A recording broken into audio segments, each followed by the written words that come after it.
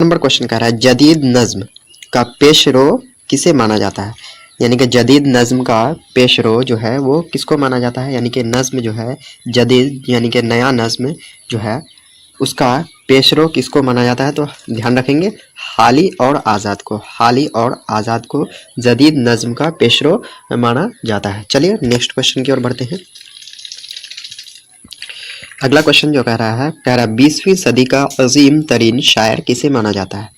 20वीं सदी का अजीम तरीन शायर किसे माना जाता है। तो ध्यान रखना है मोहम्मद इकबाल को माना जाता है। मोहम्मद इकबाल रहमतुल्लाह अलैह को 20वीं सदी का अजीम तरीन शायर माना जाता है। तो आप इसको ध्यान रखेंगे। चलिए अगला सवाल की ओर बढ़ते हैं।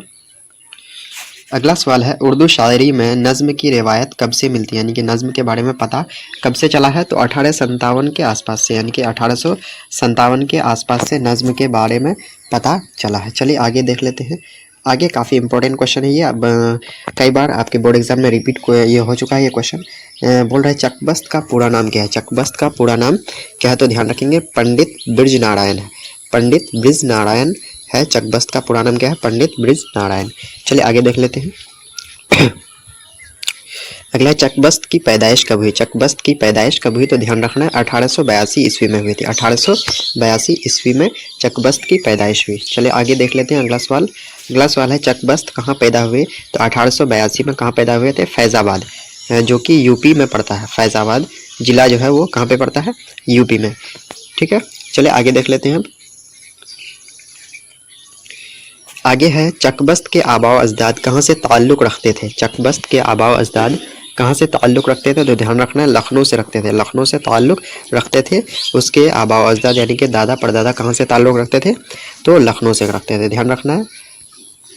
चलिए अगला क्वेश्चन देख लेते हैं। अगला सवाल कह रहा है चकबस्त ने किस कॉलेज से बीए पास किया, यानी कि किस कॉलेज से उन्हें बीए की डिग्री मिली। तो अवेकनिंग कॉलेज लखनऊ, कहाँ पे है, awakening college Lucknow. Awakening college Lucknow से उन्हें बीए की डिग्री मिली। चलिए अगला सवाल देख लेते हैं। अगला सवाल जो कर रहा है चकबस्त ने बीए का इम्तिहान कब पास किया। चकबस्त ने बीए का इम्तिहान कब पास किया। तो चकबस्त ने बीए का इम्तिहान पास किया 1905 ईस्वी में। 1905 ईस्वी में। चलिए अगला सवाल देख लेते हैं।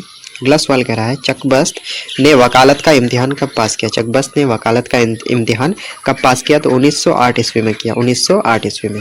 चलिए अगला सवाल देख लेते हैं। अगला सवाल है चकबस्त एक मुकदमा के सिलसिले में कब राय बरेली तशरीफ़ ले गए, यानी कि चकबस्त जो है एक मुकदमा के सिलसिले में जो है राय बरेली तशरीफ़ ले गए थे, यानी कि बरेली यूपी के एक इसका नाम, शहर का नाम है राय बरेली। तो वहाँ तशरीफ़ लेके गए थे कब, तो 1926 ईस्वी में। ध्यान रखिएगा 1926 ईस्वी में। चलिए अगला सवाल की ओर बढ़ते हैं। अगला है चकबस्त ने कितने साल की उम्र में पहली गज़ल कहा। चकबस्त ने कितने साल की उम्र में अपनी पहली गज़ल कहा। तो तकरीबन 10 साल की उम्र में। कितने साल की उम्र में, 10 साल। अगला जो है उत्तरांचल का सदर मुकाम कहाँ है, यानी कि उत्तरांचल की जो राजधानी है वो कहाँ है, जिसको अभी उत्तरांचल नहीं बोलते हैं, अभी क्या बोलते हैं, उत्तराखंड बोलते हैं। क्या बोलते हैं, उत्तराखंड। पहले पुराना नाम उसका उत्तरांचल था, अभी उत्तराखंड बोलते हैं इसको। तो उत्तराखंड की राजधानी, जैसे कि आपको पता होगा, राजधानी को उर्दू में सदर मुकाम बोलते हैं, तो देहरादून है। चलिए अगला सवाल की ओर बढ़ते हैं। अगला सवाल है काफ़ी इंपॉर्टेंट सवाल है चकबस्त का इंतकाल जो है किस बीमारी से हुआ। चकबस्त का इंतकाल किस बीमारी में हुआ। तो ध्यान रखेंगे दिमाग पर फालिज का हमला होने से, दिमाग पर फालिज का हमला होने से चकबस्त का इंतकाल हो गया। चलिए आगे देख लेते हैं क्वेश्चन। अगला क्वेश्चन कहता है चकबस्त की कौन सी नज़्म हमारे निसाब में शामिल है, यानी कि हमारे जो है बुक में उसका कौन सा नज़्म है हमारे। तो मुनाज़िर कुदरत है, मुनाज़िर कुदरत। ध्यान रखेंगे। चलिए अगला सवाल देख लेते हैं। अगला सवाल है चकबस्त का इंतकाल कब हुआ। चकबस्त का इंतकाल कब हुआ। तो 1926 ईस्वी में हुआ, यानी कि ध्यान रखना 1926 ईस्वी में चकबस्त का इंतकाल हुआ। आगे चकबस्त का इंतकाल कहाँ हुआ। तो चकबस्त का इंतकाल राय बरेली में हुआ। राय बरेली जब वो मुकदमा के सिलसिले में तशरीफ़ लेके गए थे, तो वहीं पे उसका क्या हो गया था, इंतकाल हो गया था राय बरेली में। राय बरेली कहाँ है, तो यूपी उत्तर प्रदेश में है।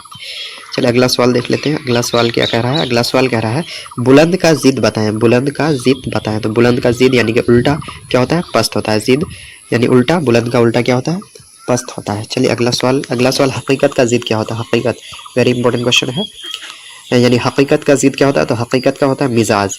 हकीकत का क्या होता है, हकीकत का मिजाज होता है। तो ध्यान रखेंगे इसको। चलिए अगला देख लेते हैं। अगला सवाल क्या है, अदम, अदम का जिद बताएं। अदम का उल्टा बताना है, तो अदम का उल्टा होता है वजूद। अदम का उल्टा क्या होता है, वजूद। ये भी इम्पोर्टेंट सवाल है। अगला है तल्ख का जिद बताएं। तल्ख, तल्ख का होता है शीरी। शीरी मतलब मीठा, यानी कि तल्ख का उल्टा जिद क्या हो जाता है, मीठा, यानी कि शीरी हो जाता है। तो ध्यान रखेंगे, काफ़ी इम्पोर्टेंट ये क्वेश्चन है। तो अगला देख लेते हैं। अगला क्वेश्चन क्या कर रहा है। अगला क्वेश्चन कर रहा है करीब। तो करीब का आप तो जानते होंगे, करीब का जिद क्या होता है। तो करीब का होता है बईद, यानी करीब मतलब नज़दीक और बईद मतलब दूर।